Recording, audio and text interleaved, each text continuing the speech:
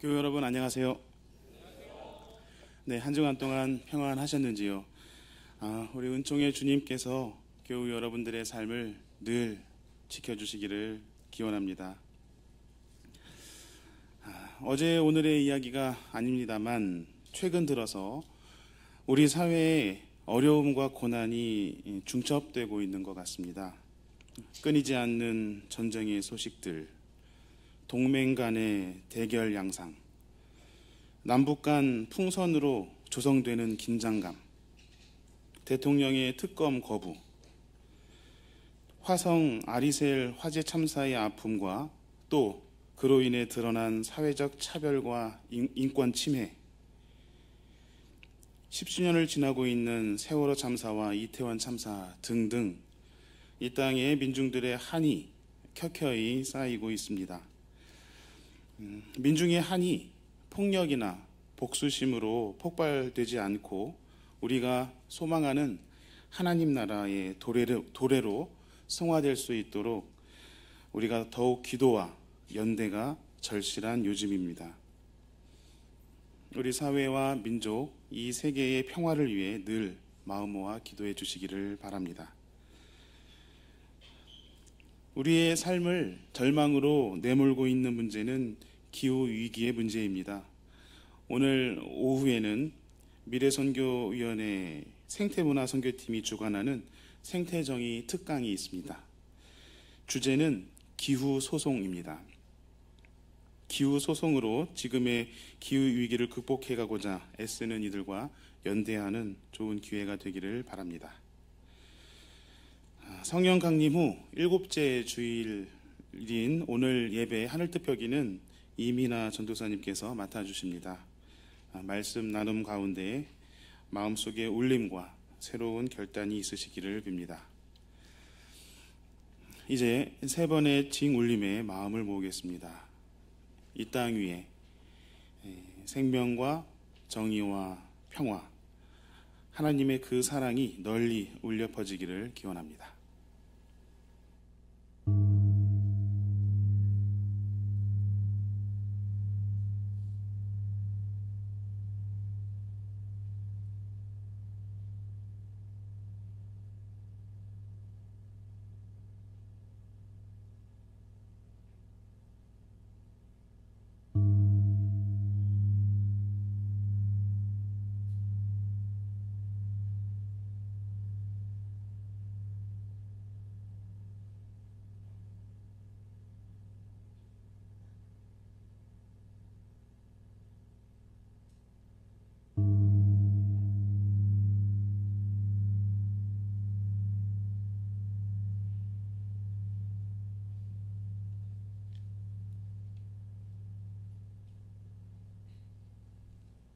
하늘 보좌에서 다스리시는 주님, 내가 눈을 들어 주님을 우러러 봅니다.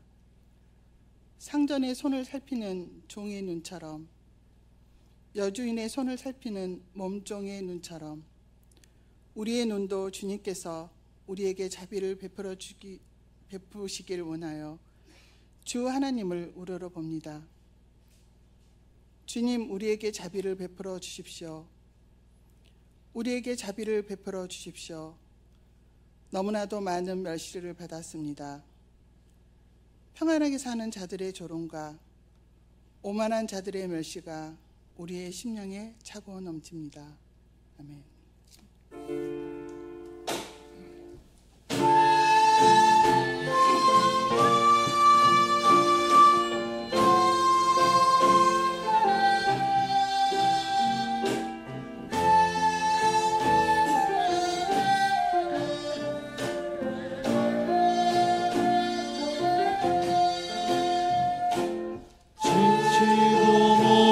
나의 영혼 쉴고 자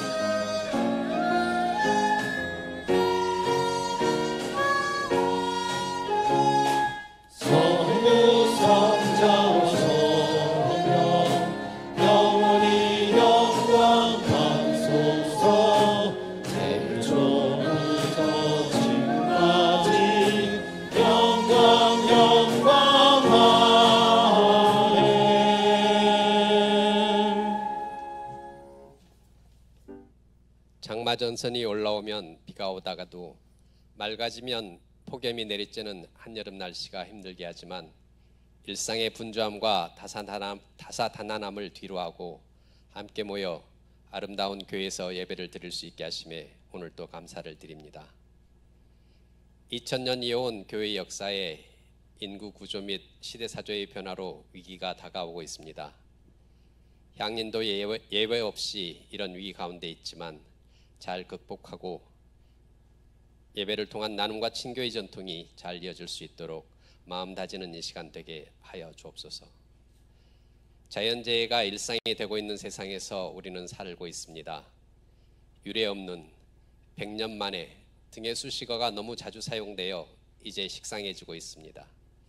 사람이 바이러스에 감염되면 몸에 열이 오르듯 인간이라는 바이러스에 감염된 지구는 열이 오르고 있습니다.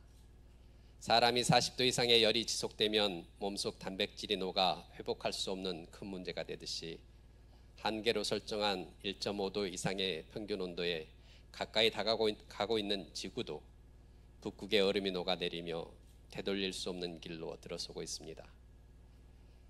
세상을 잘 지키라는 명을 받은 인간이 오히려 세상에 가장 큰 위협이 되었고 책임이 큰데 그에 대한 책임은 모든 피조물이 다 같이 지고 있습니다.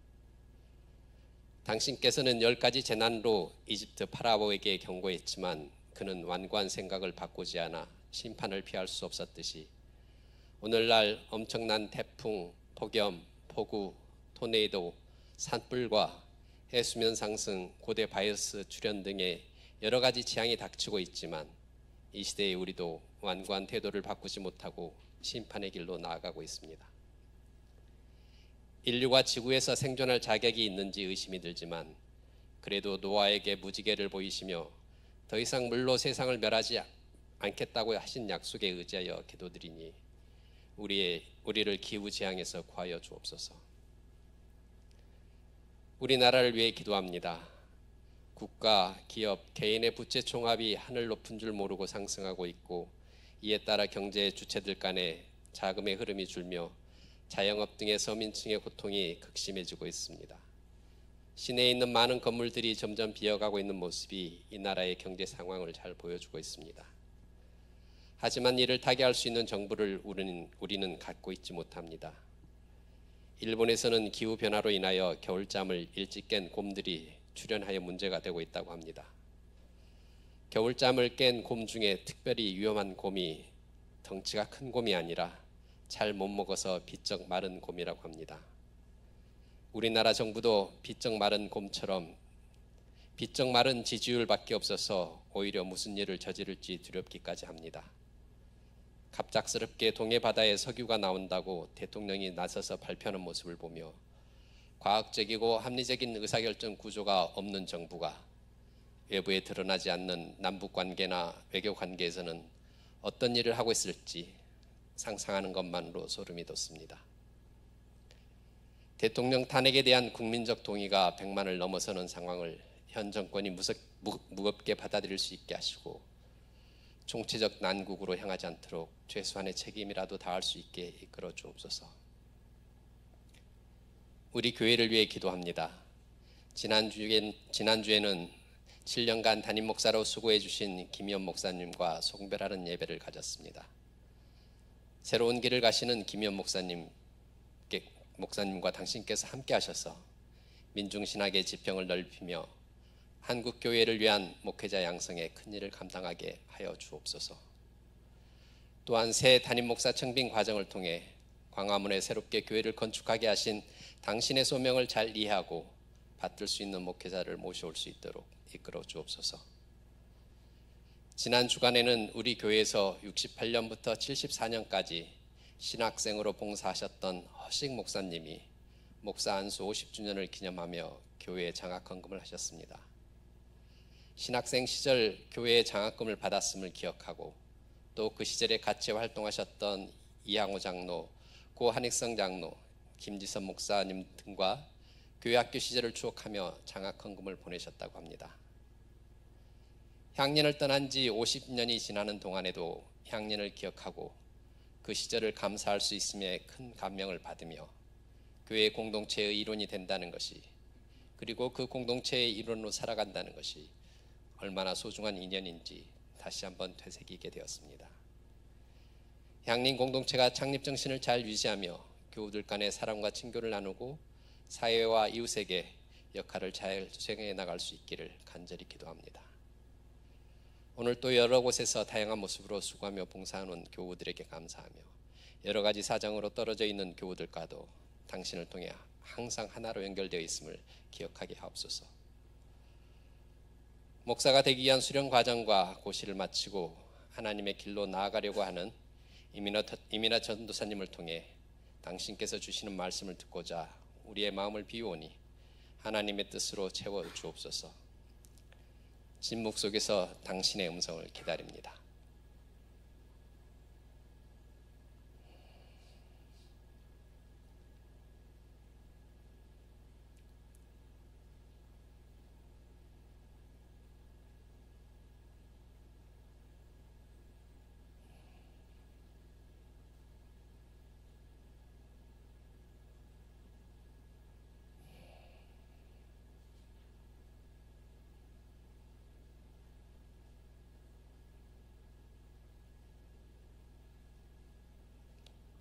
이 모든 말씀 우리의 주님이신 예수 그리스도 이름으로 기도합니다.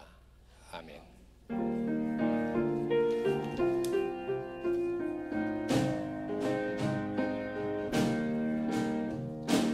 하늘에 계신 우리 아버지 만군이 당신을 하나님으로 받들게 하시며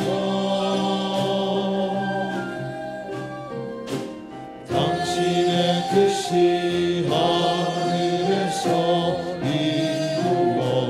이루어지듯이 이 땅 위에 이루어 주소서.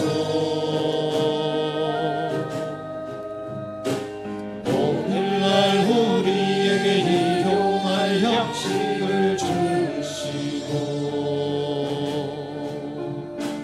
우리가 우리에게 죄 지은 자들을 용서하듯이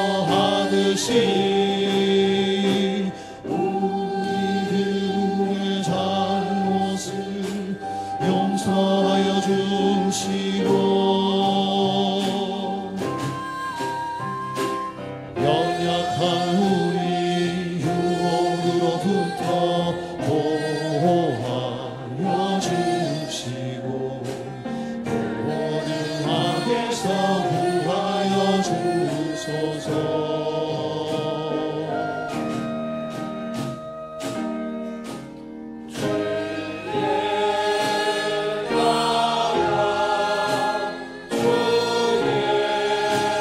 주의 권세,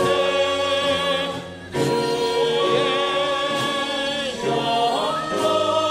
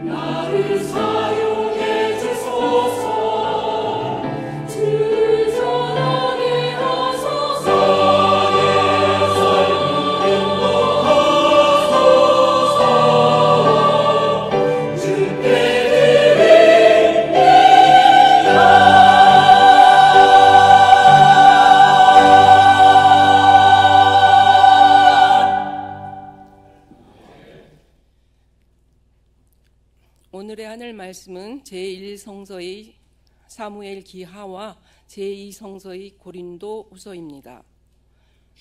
먼저 사무엘 기하 5장 1절에서 5절, 9절에서 10절 말씀을 읽겠습니다. 제1성서 469쪽입니다.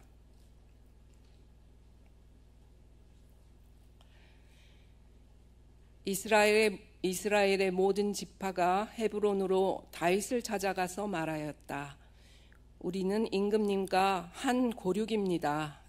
전에 사울이 왕이 되어서 우리를 다스릴 때에 이스라엘 군대를 거느리고 출전하였다가 다시 데리고 돌아오신 분이 바로 임금님이십니다. 그리고 주님께서 내가 나의 백성 이스라엘의 목자가 될 것이며 내가 이스라엘의 통치자가 될 것이다 하고 말씀하실 때에도 바로 임금님을 가리켜 말씀하신 것입니다. 그리하여 이스라엘의 모든 장로가 헤브론으로 왕을 찾아오니 다윗 왕이 헤브론에서 주님 앞으로 나아가 그들과 언약을 세웠다. 그리고 그들은 다윗에게 기름을 부어서 이스라엘의 왕으로 삼았다.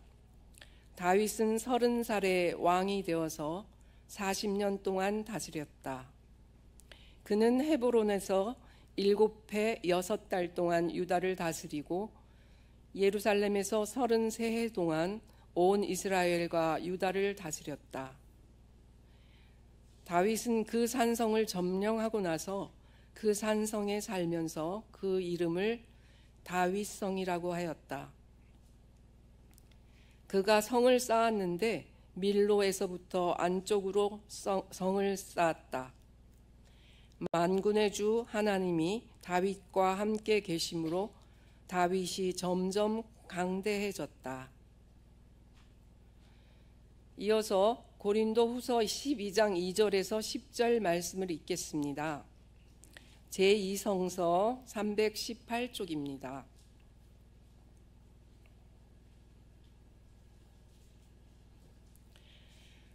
나는 그리스도를 믿는 사람 하나를 알고 있습니다. 그는 14년 전에 셋째 하늘에까지 이끌려 올라갔습니다. 그때에 그가 몸 안에 있었는지 몸 밖에 있었는지 나는 알지 못하지만 하나님께서는 아십니다. 나는 이 사람을 압니다. 그가 몸을 입은 채 그렇게 했는지 몸을 떠나서 그렇게 했는지를 나는 알지 못하지만 하나님께서는 아십니다. 이 사람이 낙원에 이끌려 올라가서 말로 표현할 수도 없고 사람이 말해서도 안 되는 말씀을 들었습니다. 나는 이런 사람을 자랑하려고 합니다. 그러나 나 자신을 두고서는 내 약점밖에는 자랑하지 않겠습니다. 내가 자랑하려 하더라도 진실을 말할 터이므로 어리석은 사람이 되지는 않을 것입니다. 그러나 자랑은 삼가겠습니다.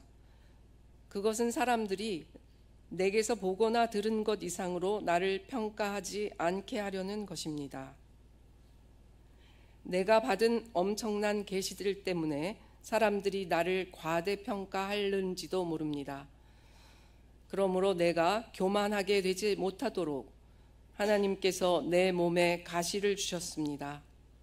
그것은 사탄의 하수인이라고 할 수 있는데 그곳으로 나를 치셔서 나로 하여금 교만해지지 못하게 하시려는 것이었습니다.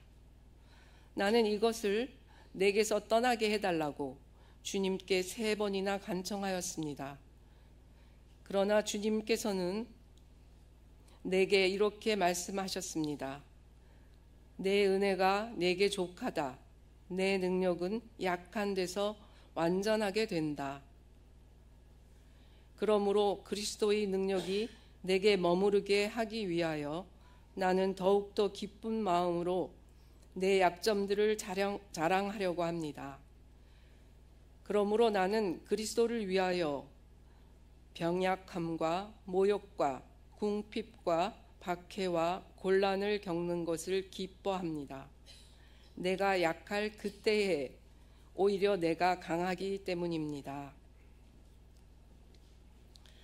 다 함께 고린도 후서 12장 10절 말씀을 읽겠습니다. 그러므로 나는 그리스도를 위하여 병악함과 모욕과 궁핍과 박해와 곤란을 겪는 것을 기뻐합니다. 내가 약할 그때에 오히려 내가 강하기 때문입니다. 이 말씀으로 귀한 깨달음과 결단이 있으시기를 바랍니다. 오늘의 복음서의 말씀은 마가복음서 6장 1절로 13절까지의 말씀입니다. 가능하신 분께서는 일어서서 말씀을 들으십시오.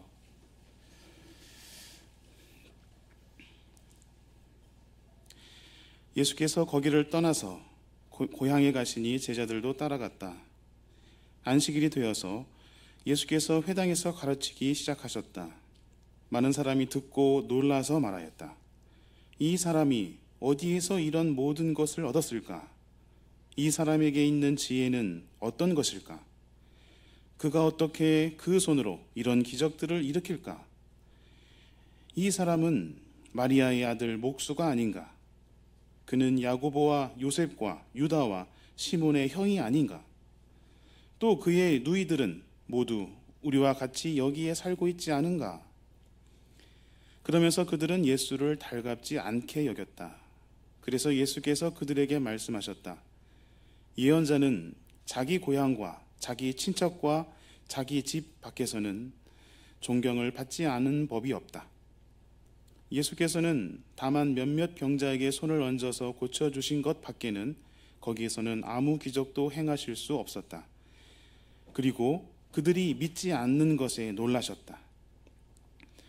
그리고 예수께서는 마을을 두루 돌아다니시며 가르치셨다. 그리고 12 제자를 가까이 부르셔서 그들을 둘씩 보내시며 그들에게 악한 귀신을 억누르는 권능을 주셨다. 그리고 그들에게 명하시기를 길을 떠날 때에는 지팡이 하나밖에는 아무것도 가지고 가지 말고 빵이나 자루도 지니지 말고 전대에 동전도 넣어가지 말고 다만 신발은 신되 옷은 2벌 가지지 말라고 하셨다.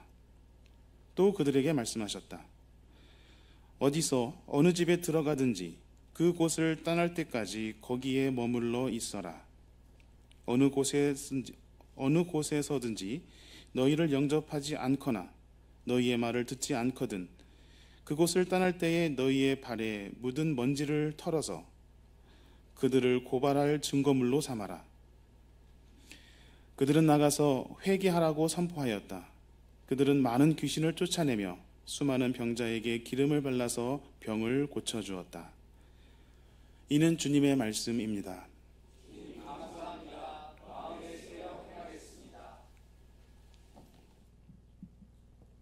네, 안녕하세요, 교우 여러분.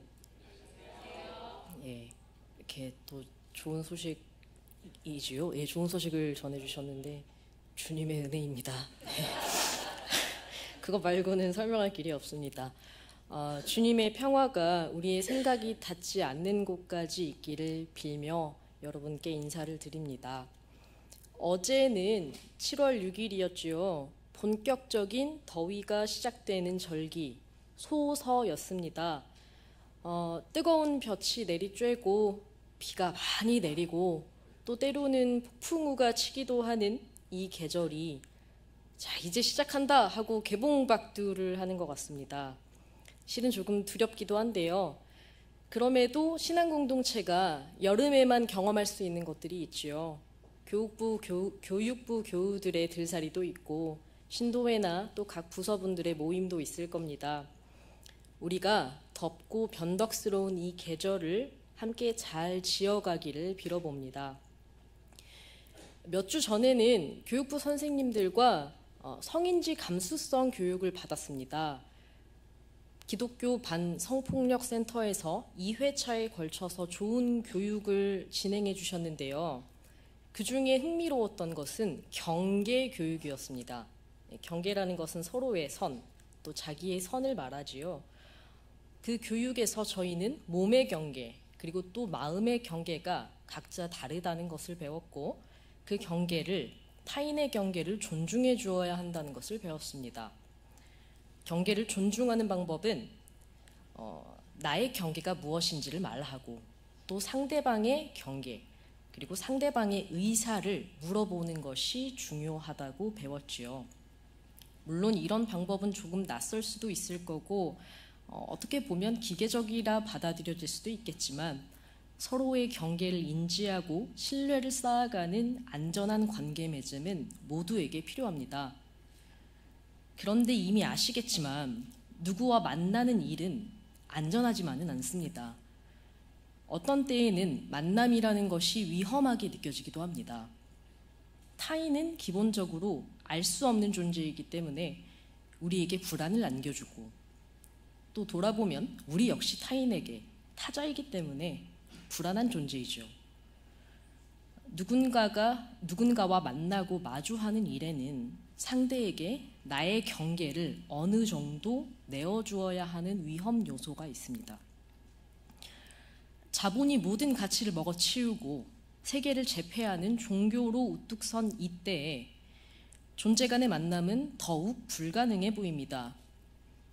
이득과 손실을 철저하게 따지는 사람이 득도 없이 타인에게 자신의 경계를 내어주는 것은 아주 무쓸모한 일처럼 여겨질 것입니다. 실리를 따지고 들수록 관계 중심적인 삶의 가치는 평가절하됩니다. 존재와 존재 간의 연결성은 약해지기만 합니다. 마을이 아이를 함께 키웠던 때가 참 머나먼 예전 같이 느껴집니다. 이렇듯 단절이 기본적인 갑신 시대에 만남에 대한 우리의 고민은 어떠한지 들어보고 싶습니다. 여러분은 하나님을 어떻게 만나고 계시고 또 이웃을 어떻게 만나고 계신가요? 성서 말씀을 나누기 앞서서 질문을 하나 드리고 싶습니다. 여러분은 영화나 드라마를 좋아하시나요? 네, 좋아하시는군요. 저는 이야기를 굉장히 좋아합니다. 그래서 영상 매체를 아주 즐겨봐요. 이 이야기를 구성하는 여러 요소들이 있지만 무엇보다 중요한 것은 주인공입니다. 주인공은 이야기를 끌어가는 주축입니다. 그렇기에 주인공이 이 영화나 드라마에 등장할 때면 영상에서는 온갖 효과를 내며 그를 강조하기도 합니다. 누가 봐도 이 사람이 주인공이다라는 것을 알리기 위해서죠. 제1성서의 본문인 사무엘 하에서는 마침내 이스라엘의 왕위에 오르는 다윗의 이야기가 등장합니다. 다윗이 왕위에 오르기까지 수많은 일이 있었지요. 사무엘상의 중반부부터 오늘 본문에 이르기까지 수많은 장에 걸쳐 여러 이야기가 서술되어 있는데요. 이 방대한 분량은 사실상 그가 왕위에 오르는 장면을 더 부각하고 강조하기 위한 서사 쌓기라고 볼 수 있습니다. 다윗의 주인공다운 면모가 정확히 드러나는 순간이 바로 이 왕위에 오르는 순간입니다. 주인공이 등장할 때 온갖 빵빠레를 울리는 것처럼 다윗이 왕위에 오르는 순간은 굉장히 순전하고 흥겨롭고 아름답습니다.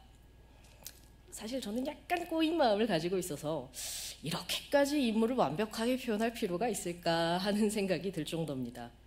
다윗을 향한 저자의 애정이 느껴지죠. 우리는 이 이야기를 읽을 때 어떤 인물이나 사건을 굳이 공들여서 좋게 해석할 필요는 없습니다. 한편으로는 오늘날의 시각을 기준으로 성서를 포기해버릴 필요도 없죠. 그저 저자가 말하는 이 이야기에 집중하여서 성서가 말하고자 하는 바를 묵묵히 읽어내면 됩니다. 다윗은요, 되게 독특한 사람인 것 같습니다. 수많은 전쟁에서 승리했지만 그는 전쟁터나 왕궁에 있는 보통의 권력자들처럼 굴지 않습니다. 다윗은 자기를 죽이려고 했던 사울 때문에 오랫동안 광야를 떠돌아야 했음에도 불구하고 사울의 죽음을 전해 듣고 애통해야 합니다. 타인의 시선에서 충분히 적이었을 사울을 여전히 사랑하지요. 사울을 죽이고 그 소식을 다윗에게 전해서 이득을 취하려 했던 사람도, 그리고 또 다윗에게 잘 보이기 위해서 사울의 아들 이스보셋을 살해한 사람들도 모두 다윗에게 처형당합니다. 그는 칼과 피 흘림으로 권력을 찬탈하지 않습니다. 권력의 문법에서 벗어나는 사람이죠. 무엇보다도 그는 겸손하게 하나님께 순종합니다. 순종은 그가 하나님과의 만남에서 갖는 태도입니다. 이를 통해 우리는 하나님과의 관계가 곧 삶의 태도가 됨을 알 수 있습니다. 물론 다윗은 매우 정치적이기도 합니다. 그는 사울이 죽고 나자 하나님께 자신이 유다의 성읍으로 올라가도 되는지를 묻습니다. 군더더기 없고 깔끔한 질문인데요. 사실 저는 이 깔끔하게 감탄하기보다는 너무 완벽해서일까요? 약간의 얄미움을 느낍니다만 성서가 말하고 싶었던 것은 다윗이 하나님께 물어보는 사람이었다는 것입니다. 힘을 가지고 있는 사람은 스스로 판단할 만도 하지요. 그런데도 그는 하나님께 겸손히 나아와서 자신의 방향을 묻습니다. 다윗의 이러한 충실한 모습을 통해 그가 하나님을 어떻게 만나는지를 알 수 있습니다. 그래서 본문은 만군의 주 하나님이 다윗과 함께 계심을 명확하게 드러냅니다. 한낱 양치기 소년에서 하나님의 뜻에 따라 기름 부음 받고 이스라엘의 왕위에 오르게 되었습니다. 우리는 다윗을 통해 우리가 하나님과 어떻게 만나야 할지를 배웁니다. 아까 다윗을 주인공이라 칭하긴 했습니다만 다윗이라고 해서 완전하지 않습니다. 안정적인 권력을 얻어서일까요? 그는 순전하고 충실한 모습을 잃어버리기도 합니다. 하나님과의 관계가 곧 삶의 태도라고 말씀드렸죠. 성서는 다윗이 휘청이는 모습을 보여주면서 우리가 하나님의 뜻과 하나님의 가치를 매 순간 살아야 함을 일러줍니다. 우리는 하나님과의 만남에 매 때에 충실해야 합니다. 이제 예수의 때로 넘어오겠습니다. 관계의 초점은 하나님에서 이웃으로 넓어집니다. 오늘 마가복음서 본문은 예수가 고향에서 푸대접받는 이야기와 그가 제자들을 파송하는 이야기로 구성되어 있습니다. 예수가 고향의 회당에서 사람들을 가르칩니다. 많은 사람이 그 가르침을 듣고 매우 놀랍니다.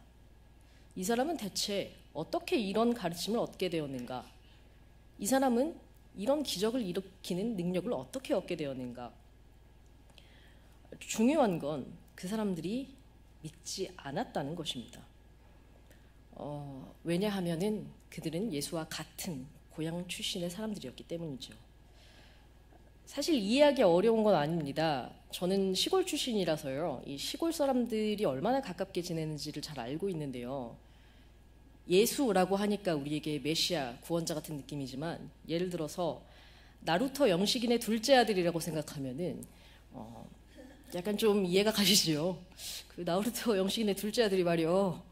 뭐 가르침을 주더라고. 잘 모르겠어. 이런 상황이라고 생각하면 조금 이해하실 법도 할 겁니다. 그런데 이제 중요한 것은요. 이 사람들이 예수를 미리 알았는지 그리고 알지 못했는지가 아닙니다. 이들이 예수를 믿지 않았다는 거죠. 사람들은 예수의 가르침과 기적사건을 듣고도 그를 믿지 않습니다. 그리고 이 믿지 않는다는 행위는 실제로 예수의 행적에 영향을 미칩니다. 예수는 그곳에서 몇몇 병자를 고쳐준 것 말고는 아무 기적도 행할 수 없었습니다. 행하지 않은 것이 아니라 행할 수 없었습니다. 믿지 않는 곳에 기적이 있기 어렵다는 뜻입니다. 설령 기적이 일어난다고 해도 그게 무슨 의미일까요? 복음의 핵심은 표적이 아니라 믿음입니다. 믿지 않으면 하나님 나라는 내리기 어렵습니다. 들을 귀 있는 자들이 듣습니다. 예수는 사람들이 믿지 않는 모습에 놀라지만 여전히 다른 마을을 다니며 가르치는 등 계속해서 사역을 이어나갑니다. 그리고 제자들을 둘씩 파송하여서 그들에게 귀신을 억누르는 권능을 줍니다. 믿지 않는 자들과의 만남 이후 제자를 파송하는 이러한 이야기의 흐름은 제자들의 길이 얼마나 어려워질지를 보여주는 듯합니다. 마가는 제자도를 중시하죠. 제자됨의 길이 얼마나 고되고 어려울지를 독자들에게 보여주고 싶었던 것 같습니다. 예수는 제자들에게 매우 가벼운 차림으로 여행을 떠나라고 분부합니다. 말이 가벼운 차림이고요. 오늘 본문을 보면은 거의 모든 것을 가지고 가지 말라고 말합니다. 빵도 가져가지 말고 자루나 동전도 가져가지 말고 심지어는 여벌 옷도 없이 길을 떠나야 했습니다. 그야말로 취약한 차림새와 준비입니다. 이들은 이러한 차림새로 마을을 방문하여 예수의 사역을 이어가야 했습니다. 제가 만약 이 제자였다면 남루하기 짝이 없는 나를 과연 누가 맞이해 줄까 하는 걱정을 했을 겁니다. 하지만 역설적이게도 제자들의 나그네와 같은 이 모습이 사역의 핵심입니다. 제자들은 스스로 낯선 이가 됩니다. 그리고 어느 마을에 낯선 사람들을 만납니다. 이웃과의 만남은 낯선 이와 낯선 이의 만남입니다. 기쁜 소식은 대상을 가리지 않습니다. 하지만 대상은 기쁜 소식을 가릴 수도 있습니다. 나그네를 환대하고 기쁜 소식을 반기는 이가 있다면 그는 하나님 나라를 얻습니다. 그러나 예수를 믿지 않았던 고향 사람들처럼 그를 환대하지 않고 또 기쁜 소식을 맞이하지 않는다면 그곳에는 제자들이 떨고 간 먼지만 남습니다. 이 먼지는 하나님 나라와 단절의 흔적입니다. 제자들은 그렇게 귀신을 쫓아내고 또 수많은 병자들에게 기름을 발라 병을 고쳐줍니다. 제자들이 예수에게서 받은 능력은 단순히 귀신을 쫓아내는 능력이 아니었습니다. 이 능력은 기쁜 소식을 전하는 힘이었고 취약한 상태로 취약한 사람들을 만날 용기였습니다. 제자들의 만남 요청에 상대방의 믿음이 따를 때 하나님 나라가 그곳에 내립니다. 믿음이 있을 때 낯설면서 오는 두려움이 기쁨으로 전환되는 기적이 일어납니다. 믿음이 있어야 기적이 있습니다. 그런데 믿음은 복음을 듣는 사람들만의 몫이 아닙니다. 복음을 전하는 사람들의 몫이기도 합니다. 마가복음에 서술된 제자들의 모습은 참 불완전합니다. 또 연약합니다. 그들은 이 제자도를 감당하기에는 너무나도 약하고 예수와 늘 함께하지만 예수를 알지 못합니다. 그럼에도 예수는 이 어리석은 제자들을 파송합니다. 어떤 만남, 어떤 사건을 경험할 수 있도록 거리로 제자들을 보냅니다. 예수가 어린 제자들을 파송했다는 사실은 우리에게 어느 정도 오히려 위안을 안겨줍니다. 상상해 보십시오. 낯설기 짝이 없는 사람들을 계속 만나는 건 매우 부담스러운 일입니다. 그 대단하고 고된 길을 견딜 수 있는 사람은 누구일까요? 힘겹고 완벽한 사람일까요? 그런 사람은 존재하지도 않거니와 예수는 그런 사람을 바라지도 부르지도 않았습니다. 중요한 건 낯선 존재들이 두려움을 떨치고 서로에게 자신을 여는 용기를 내는 일입니다. 하나님 나라의 확장은 서로를 향한 믿음과 믿음이 맞닿았다는 증거입니다. 연약한 이들이 모여 하나님 나라를 이룹니다. 이것이 예수가 가르쳐준 이웃과의 만남입니다. 하나님과 만난 다윗, 이웃과 만난 예수와 그의 제자들을 지나 이제 우리는 바울에게 닿습니다. 바울은 고린도 교회가 자신을 폄훼하는 거짓 사도들로 인해 혼란함을 알고 편지를 씁니다. 거짓 사도들은 바울이 사도로서 얼마나 자격 미달인지를 떠들었고 자기의 능력을 내세우면서 자랑하기 바빴습니다. 바울은 이들에게 대항하여서 자신이 엄청난 신비를 경험하였음을 말합니다. 그런데 바울이 이러한 경험을 언급한 이유는 자기를 자랑하기 위함이 아니었습니다. 자신 역시 자랑거리가 있으나 그것을 자랑하지 않음을 명확히 하기 위해서였지요. 이를 명확히 한 바울은 그 무엇도 아닌 자신의 약함을 자랑합니다. 바울은 취약한 자기 자신을 마주합니다. 나와의 만남입니다. 약함이 약한 것 자체로 선하기에 바울이 자랑했을까요? 그렇지는 않습니다. 바울이 강조하고 싶었던 것은 약함에 그리스도의 은혜가 따른다는 사실입니다. 연약한 자기 자신을 바로 마주할 때에 나와 함께 하시는 하나님의 은혜 또한 마주하게 됩니다. 바울이 말한 대로 우리가 자랑할 것은 그리스도뿐입니다. 약하다 일컬어지는 곳에 주님의 은혜가 함께합니다. 겸손함이 있는 곳에, 타인을 믿는 취약함이 있는 곳에, 스스로의 연약함을 바로 보는 곳에 주님의 은혜가 있습니다.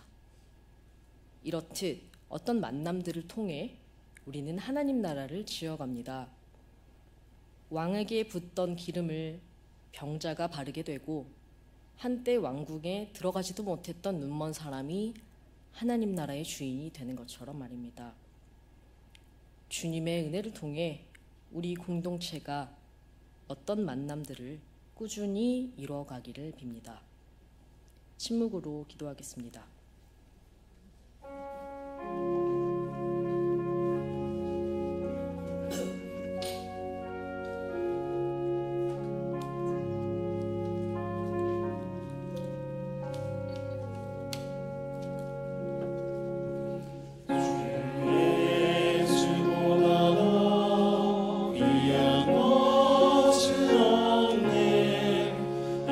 세상 부귀와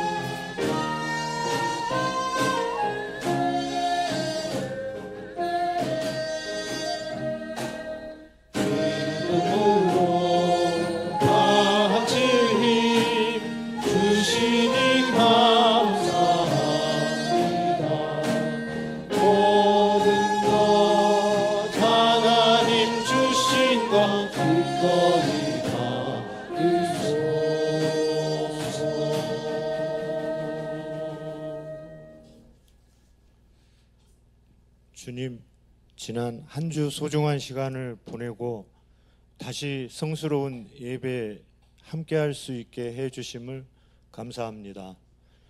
일상의 감사를 고백하는 여기 이 시간, 이 자리, 이 순간이 다시는 올 것 같지 않는 절망적인 시간들을 보내면서도 잘 이겨낼 수 있는 용기를 주심에 감사합니다. 주님, 세상 속에서 많은 관계와 판단, 결정을 합니다. 며칠 동안 불면의 밤을 지새우며 감당하기 버거운 결정의 순간들도 있었습니다.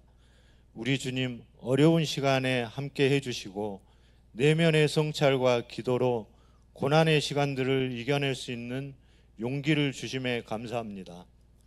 절망과 고난의 시간을 보내는 사람들의 친구 예수님 이름으로 기도드립니다.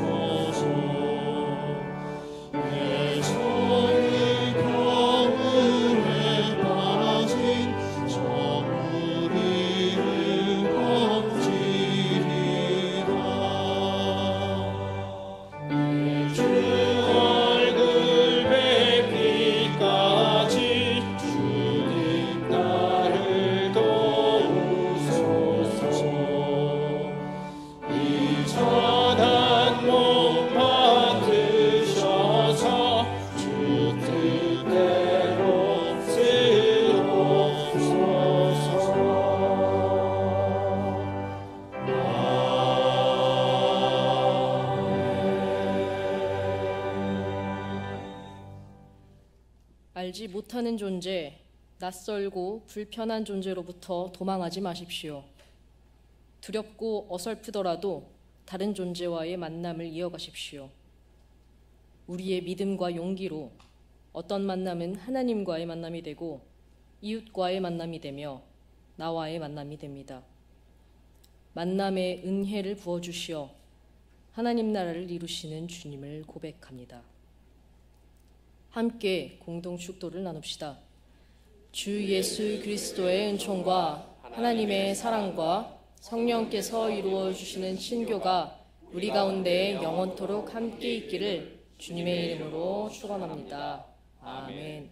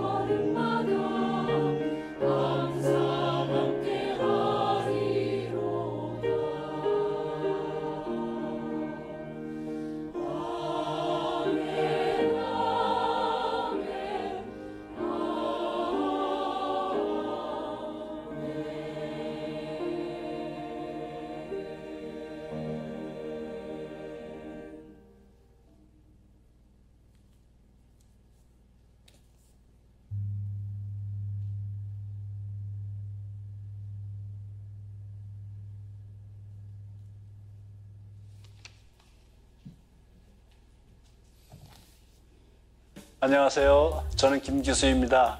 향림교회 다니고 있어요.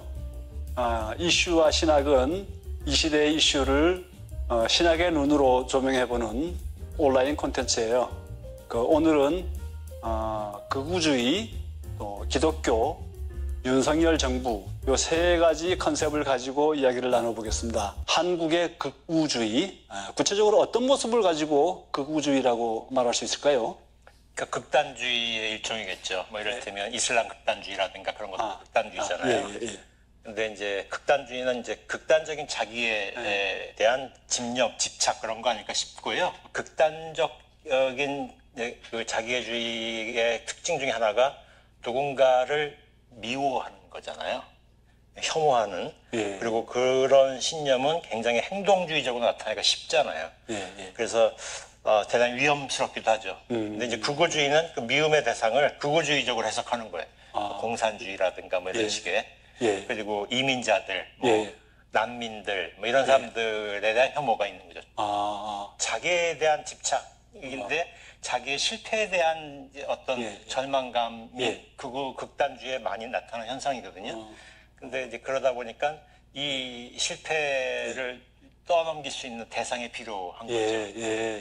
그럼 우리 윤석열 정부는 어떨까요? 이 극우에 속한다고 볼까요? 아니면 그냥 보수적인 정부라고 봐야 될까요? 극우주의가 정치화돼서 정권으로 나타나는 전형적인 예가 파시즘이잖아요. 근데 파시즘은 극단주의, 극우주의나 같은 이제 이런 것이 이제 정치화될 때 그 사회의 국민들이 아주 광적으로 그거에 자발적으로 참여하는 형태예요.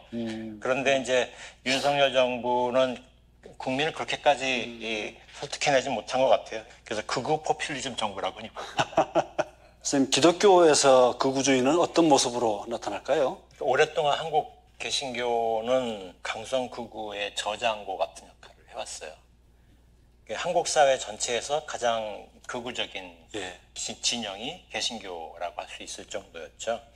그리고 이제 그런 것들을 담아내는 이제 기독교 정치 신학이 기독교 국가론이에요. 그러니까 이승만이 이제 한국 사회 기독교 국가론의 원조격되고요. 한경직 목사의 기독교 국가론도 이승만 못지않게 이제 강경 반공주의가 들어가죠. 공산주의를 절멸시켜야 된다라는 거죠. 그것이 이제 공산주의에 대한 분노와 절멸을 추구하는 이제 기독교 신앙과 동일시되어 왔어요. 그런 점에서 이제 강성 극우주의의 저장고 역할을 해왔죠.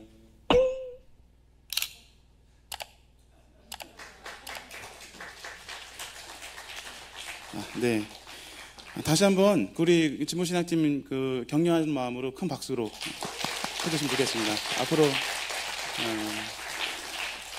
제가 목회마당을 다 조금이라도 설명해야 되는데 지금 그 목회마당 보시면 캡사이 신학이라고 해서 지금 콘텐츠를 올리고 있는데 그 중간에 보면 이슈와 신학, 스타디온, 북촌, 신앙인, 나홀로 신앙, 알쓸 신학 이런 콘텐츠가 있잖아요. 오늘 지금 보신 것은 이슈와 신학의 한 꼭지였죠. 그것뿐만 아니라 이런 식으로 이슈와 신학을 대담하면서 하는 것이 있는가 하면 신학 강좌를 풀어서 하는 스타디온, 또 책을 소개하는 북촌, 또 신앙인, 나홀로 신앙, 알쓸 신앙, 이 그 성격에 맞게 여러 가지로 내용으로 이렇게 컨텐츠화해서 올리고 있다는 점을 한번 이제 목회마당 통해서 확인해 주시고 꼭 구독 해주시길 바랍니다. 안녕하십니까. 이어서 공동가십사 나눔의 시간을 이어가도록 하겠습니다. 먼저 오늘 교회에 방문하신 분을 소개하는 시간을 갖도록 하겠습니다. 7월 셋째 주에 그 하늘뜻 표기로 예정되어 있던 오강담 교수님 교회 방문하셨는데 일어나시면 환영하는 시간을 갖도록 하겠습니다. 반갑습니다.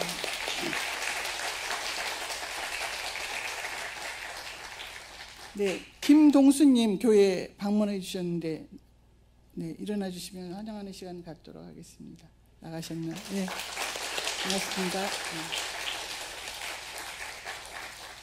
우리 교회에 7년 만에 다시 오셨다는 이규성 집사님 혼자 오시지 않고 향년교회 그 대학부 때 같이 교회에 나오셨던 동생 가족 이승민님 그리고 남편분 이재필님 그리고 아들 이종우 같이 세트로 오셨습니다. 일어나시면 하는 시간 갖도록 하겠습니다. 반갑습니다.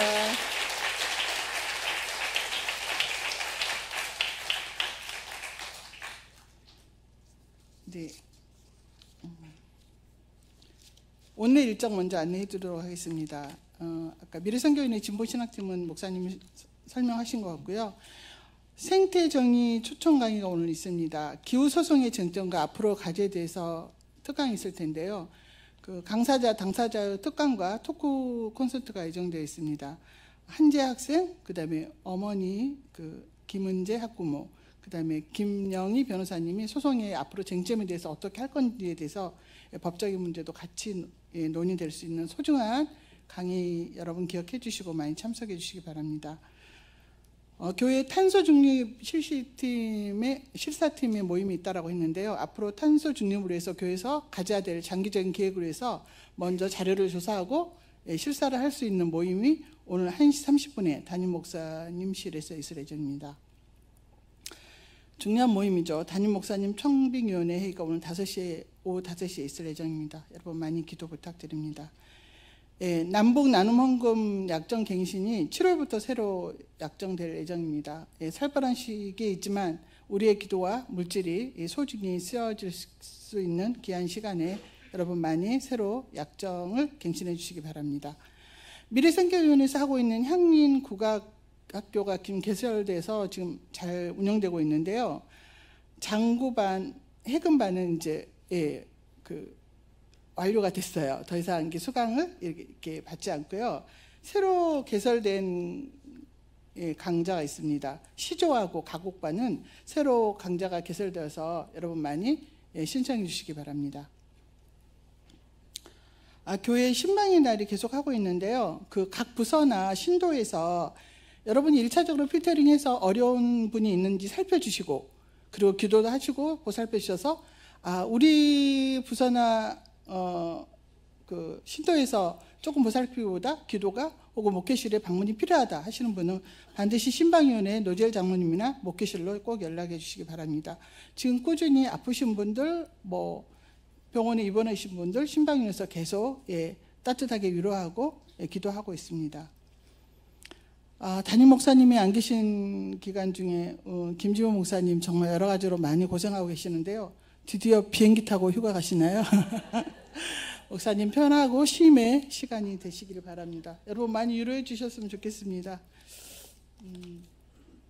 그리고 오늘 교회 단호박을 정미교 집사님이 간간히 이렇게 만난 것을 보내주는데요.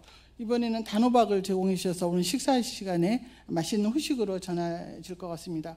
정미교 집사님 감사합니다. 박수 한번 칠까요? 이어서 이번 주 일정을 안내하도록 하겠습니다. 미래선교위원회 외부 기관 지원 회의가 있을 예정이고요. 교회 찬송가 한지 씌우기 작업을 할 예정인데요. 교회 찬송가가 다 이렇게 세월의 흔적으로 이렇게 다 사갔어요.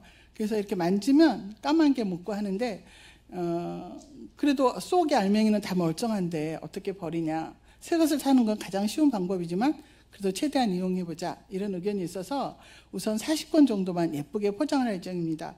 그런데 이게 잘 붙이고 또 이렇게 겉에도 이렇게 바르고 하는데 손길이 많이 필요해요. 그래서 1차적으로 7월 14일 날 일요일 날 오후 1시 30분에 세미나실에서 찬송가 씌우기 7월 14일 일요일 신도의 올레 후에 향후실에서 있을 예정이니 시간이 되시는 분은 많이 참석해 주시면 감사하겠습니다.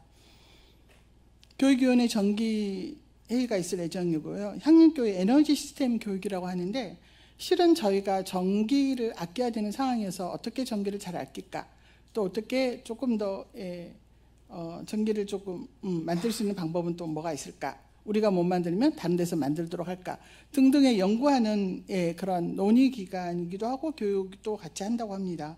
7월 14일 있을 예정이고요. 정기 당회가 다음 주에 있을 예정입니다.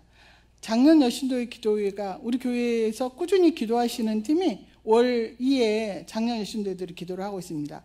작년 여신도만 올 수 있는 게 아닙니다. 어르신들이 장마 중에 교회 기도하러 올 때 같이 기도하는 손길이 있으면 힘이 될 것 같습니다.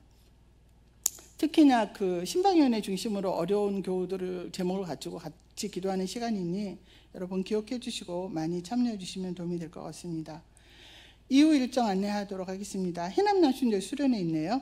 7월 19일부터 삼척 멀리 가시네. 네, 잘 다녀오셨으면 좋겠습니다. 미래선교인의 통일선교팀 내부 학습회가 있는데요. 미래선교인의 여러 팀이 있는데 통일선교팀은 그 1차 작업에 참여하지 못했어요. 근데 2차로 다시 꾸려져서 지금 학습을 통해서 이렇게 공부를 하면서 어떻게 통일선교팀의 그림을 그려갈까 고민하고 있습니다. 매주 토요일 날 모이는 시간인데 아직 어느 부서 미래선교인에 참석하지 못하신 분 이 부서에 꼭 참여하시면 큰 도움이 될 것 같습니다. 유아 유치부 여름 둘살이가 7월 21일 날 예정되어 있습니다. 예. 요즘 평화소임 모임의 이슈가 굉장한 것들이 강의가 많이 있는데요. 예, 이번에도 7월 21일 날 예정되어 있으니 여러분 제목 보이시죠?